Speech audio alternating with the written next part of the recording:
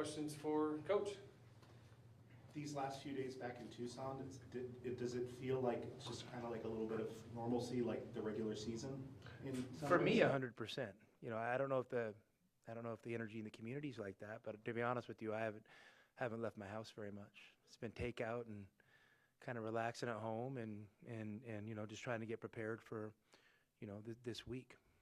You've kind of always used that you want to treat every game like a normal game, like there's nothing different. 100%. I think that's important, you know, is just, you know, us kind of, you know, this afternoon we're going to practice and, you know, we took a couple days off and kind of getting back to it and, you know, getting back out on the court together and, you know, getting the engine revved up a little bit and trying to find our rhythm. And yeah, this is another normal week.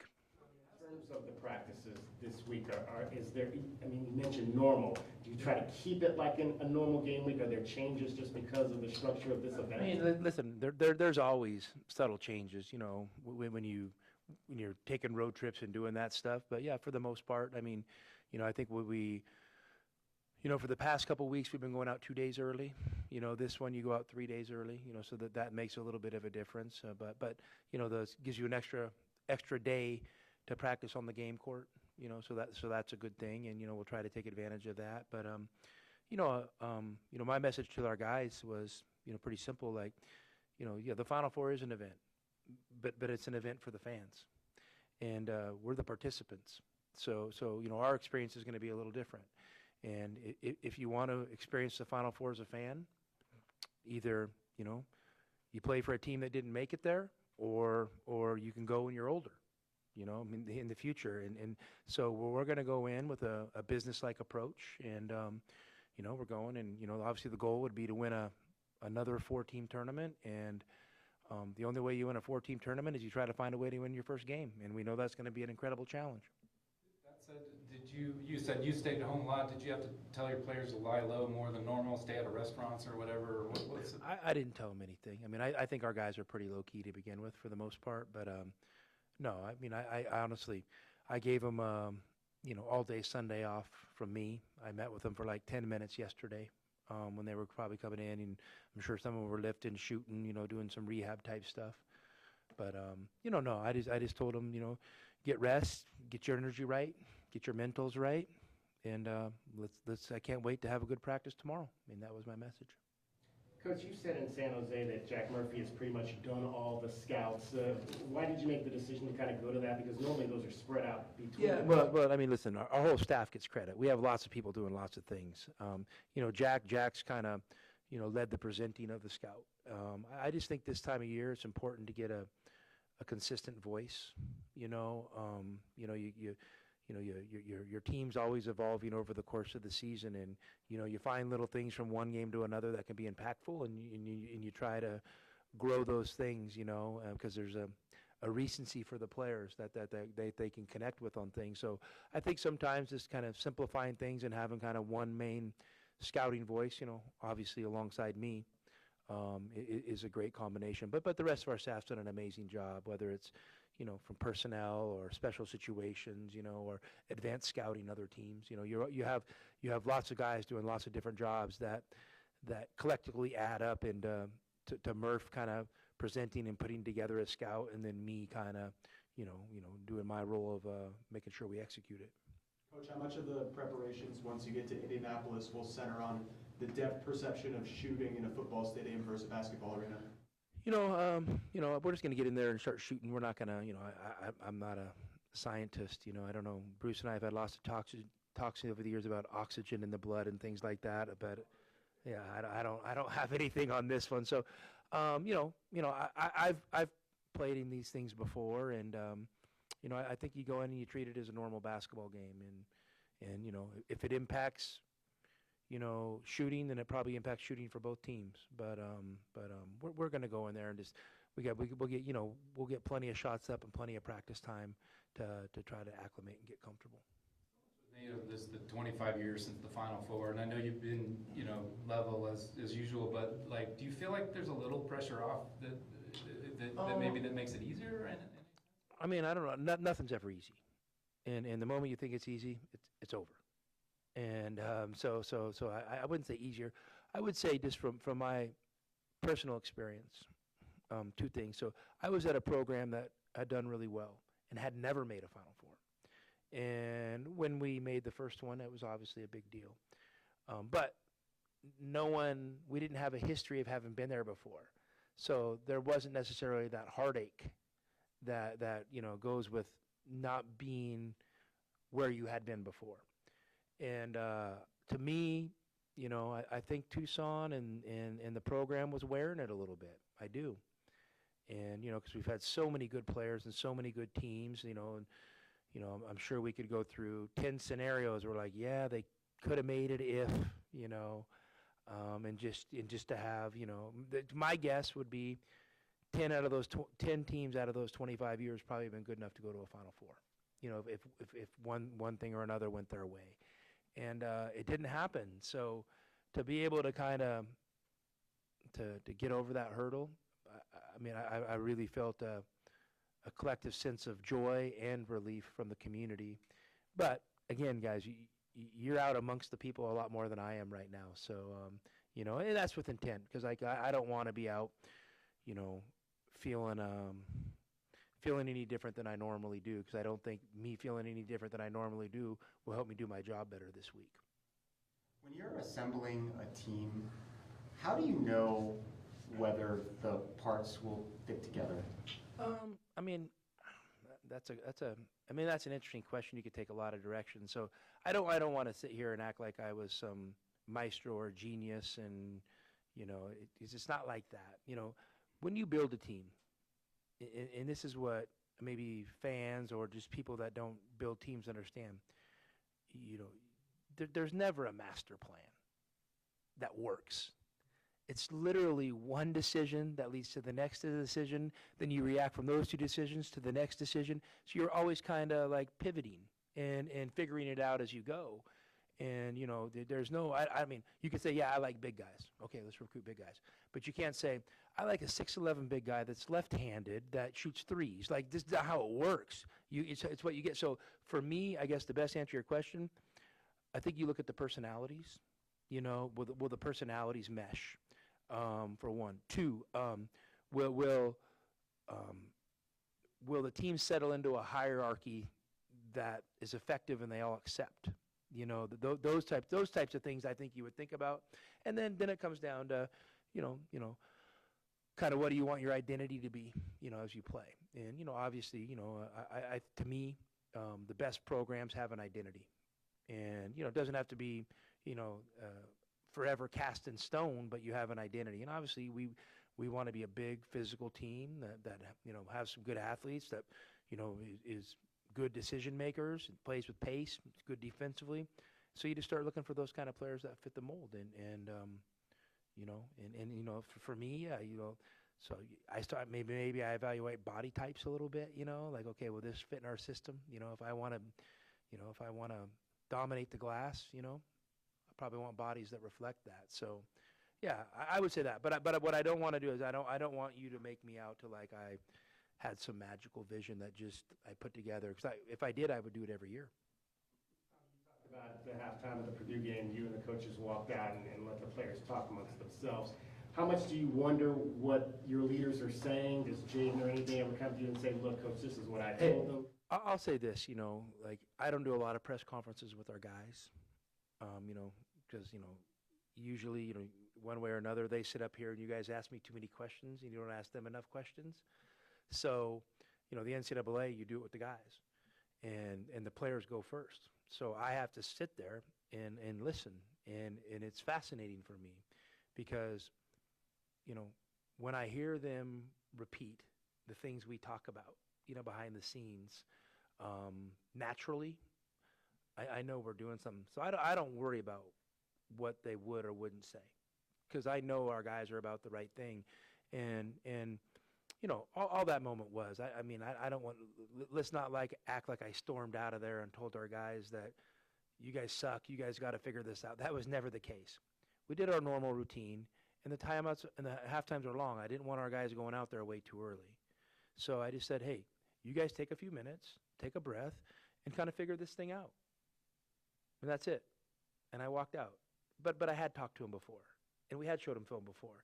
It was, so I don't want to make it like it was this monumental thing where I pounded my fist on the table and broke the whiteboard and told them to figure it out, because that wasn't the case at all.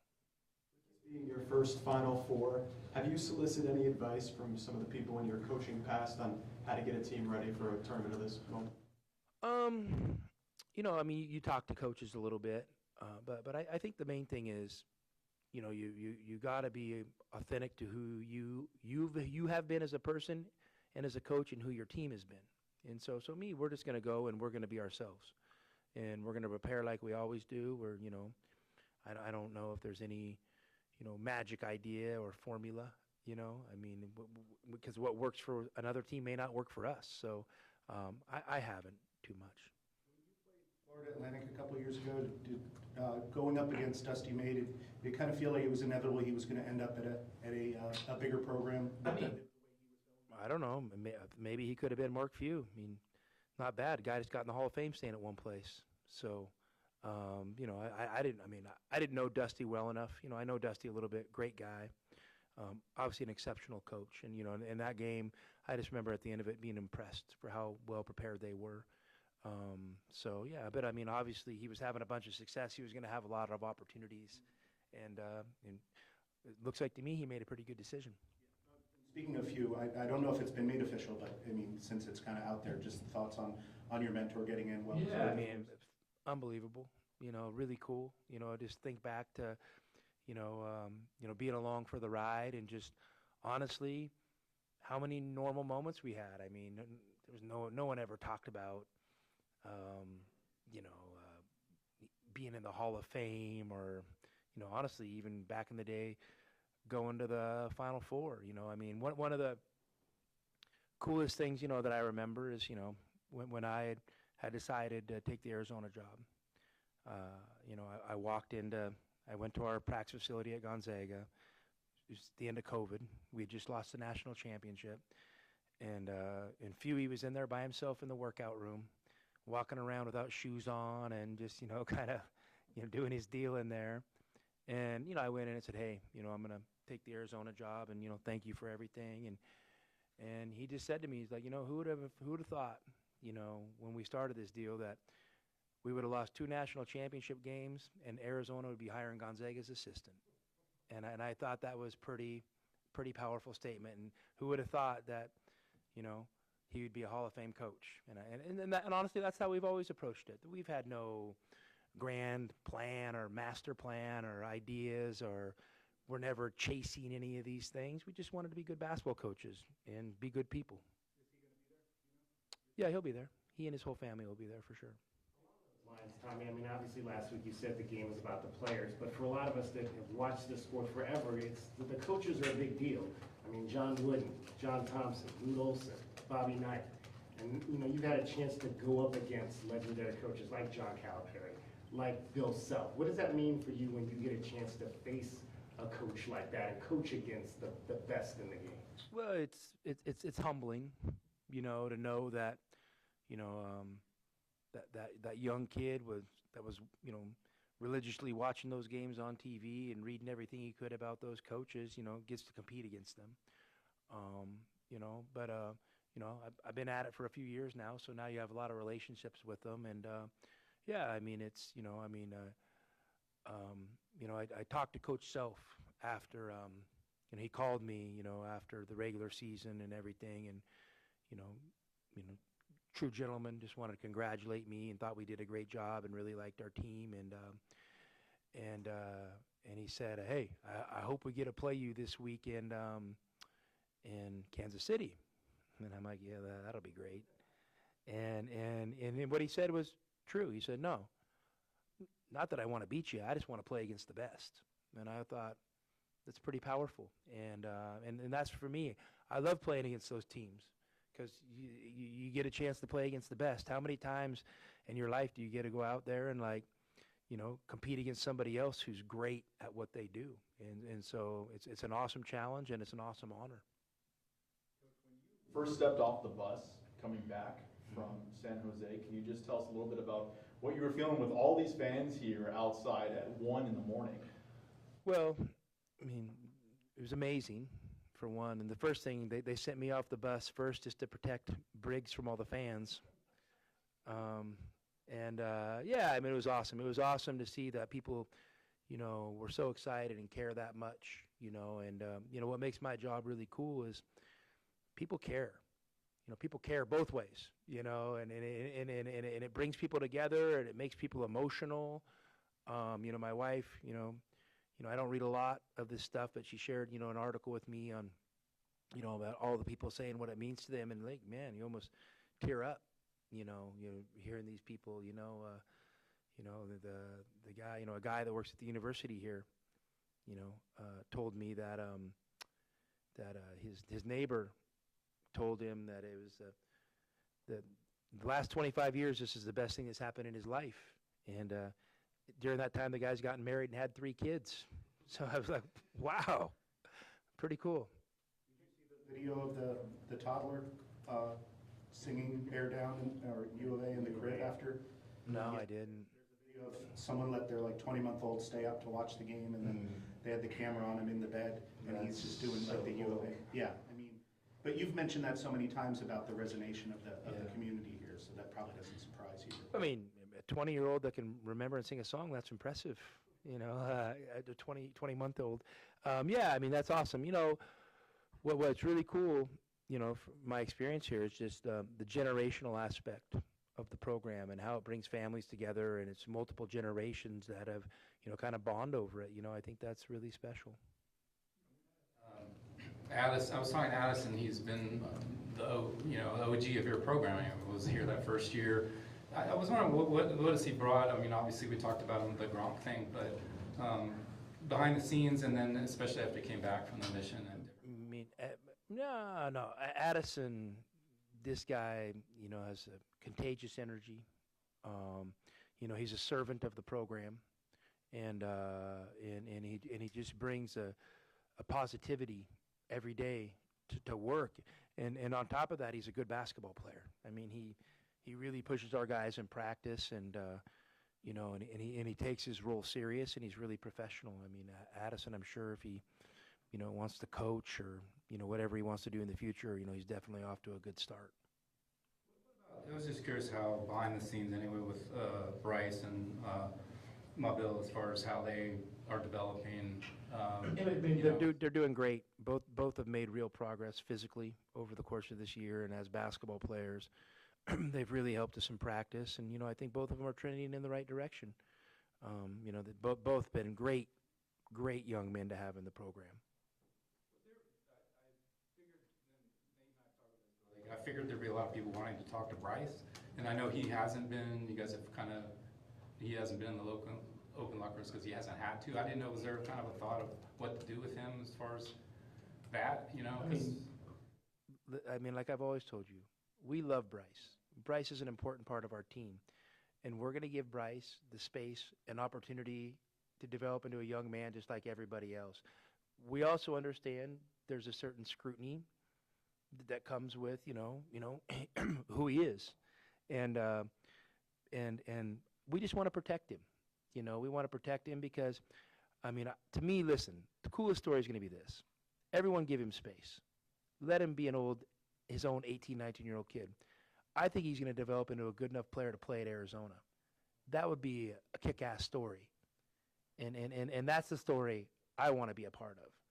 I'm not trying to be part of a media circus or you know, him, you know, whatever, doing this or that. I want to help Bryce as a basketball player, and so that's been our focus, and we're not gonna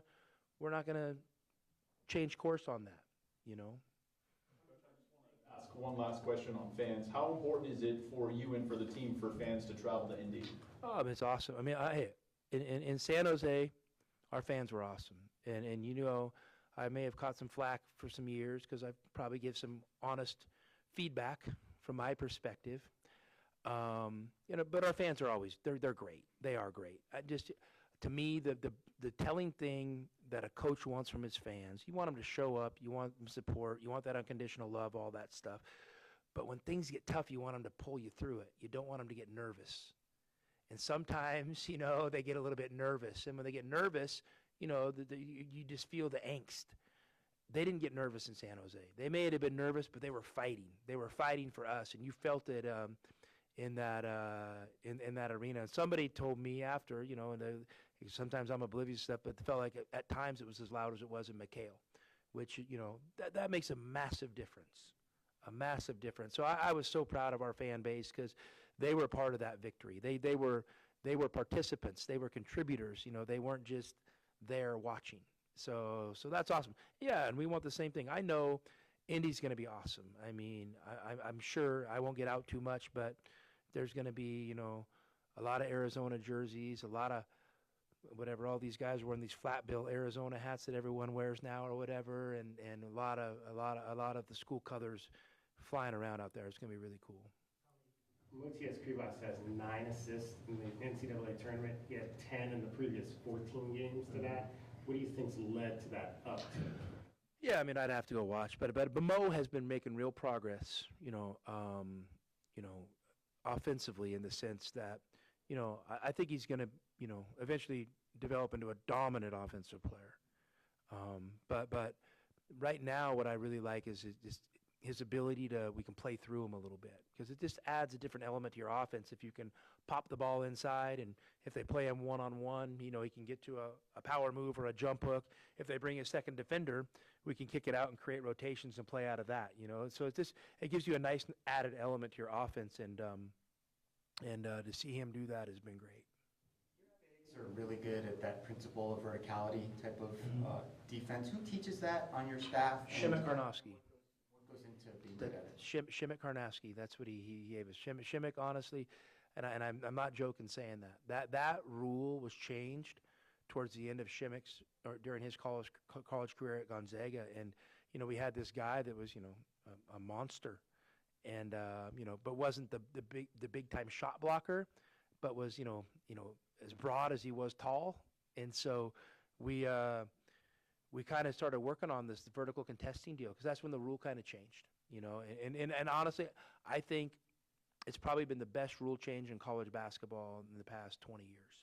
I think it's made the game that much more interesting. I think the next thing is, not we're going to get off topic here, but can we go to the FIBA rule where guys can knock the ball off the rim? I think that would be interesting, to add to the game. But that's it. So Shimmick was great at that. So I kind of learned how to teach that through coaching Shimmick, and it's a principle we carry into our defense. We work on it with every team.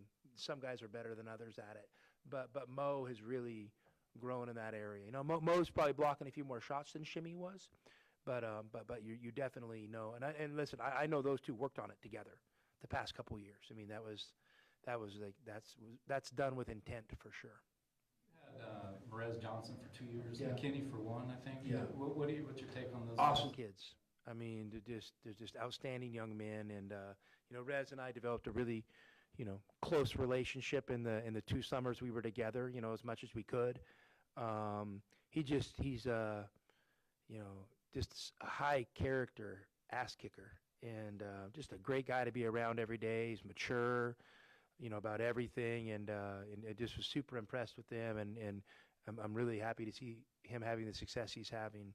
And Trey, I had Trey 2 years ago, and Trey's serious. He's a workhorse, can really shoot the basketball, and just another high character, great guy. I mean, I have nothing but positive thoughts, about those 2 guys. He was going to come for U19, or what? Or he wasn't in camp yet, right? No, he didn't come to camp. I think he decided, he just wanted to work out, and a side story, so did Merez. And then I called Merez, and I'm like, Merez, no. I need you. Like, we really needed you on this team. He was a difference maker on that gold medal team, and he was just such an important part of it. And I'm glad we were able to talk him into coming. I'm guessing him and Koa will match up a lot. How did you use those 2 when they were on the floor together, or were they? They're both. It's not hard to play 2 good players together. So you just played them together like we normally would. Nothing special. Throughout the season, you talked about how Koa has that winning mentality, and he's proved it before he even got to Arizona. How do you think that mentality has helped him thrive throughout the tournament? Yeah, I mean, Koa has a fearlessness and a belief in himself that's special. And, I really think he goes into these games, feeling like he's an important piece to us winning, and he's not afraid to put himself out there and make the plays that he thinks can impact winning and put out the effort he knows will impact winning. So, yeah, he's a ferocious competitor. And, you know, in that second half, I mean, I just vividly remember him kind of 3 times missing the first shot, landing and laying it up before anybody could do anything on the second shot. And that's really impressive stuff. One question on Zoom here real quick. One question. Jason, go ahead if you got one. Got two for you. The family environment after the game in San Jose, a lot of kids on the court and parents and all that. How important is that to the culture of your program? I mean, that is our program. And, you know, that's how, you know, my kids were all raised, you know, in the locker room at Gonzaga and climbing the bleachers when we were practicing. And, yeah, I mean, and so I want our program to be the same, you know. Nate's son Coy's at practice all the time, and I think it's just great to have those young kids around the players, and for the young kids to see their dads working. So yeah, so I love that. I love the family aspect, you know, and we've kind of made it a deal this year, you know, when we go on one of these, you know, tournaments that, you know, right when we land, all the coaches and their families, we all go out and have our own little dinner together. And I just think that's time. It's really important that our wives feel like they're part of it, you know, because they're making a lot of sacrifices to allow us to do what we do. Jason's got one more. With ADO, I mean, last year against Oregon in the tournament, he comes off the bench and makes all those free throws. This year, you know, he hits that big shot. Just what's the value of his role, just beyond his ability to come in and step up, maybe, you know, after sitting for a bit and being able to just come right in and hit those big shots? Yeah, I mean, he's got that sniper mentality, and you know,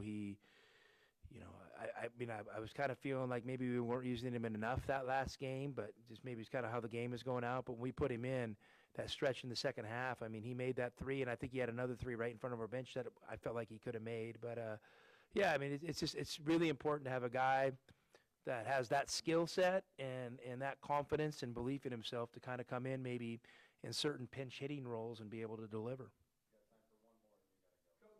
You would embrace staying in the moment so well, you and your guys, throughout the season. I imagine tomorrow night when you step off the plane in Indianapolis, you'll have to also embrace the fact that you're at college basketball's biggest stage at the Final Four. How do you both do that and stay in the moment and prepare for Michigan on Saturday? Well, I mean, I think, you know, it's like I got to earlier. You know, I think the messaging is really important.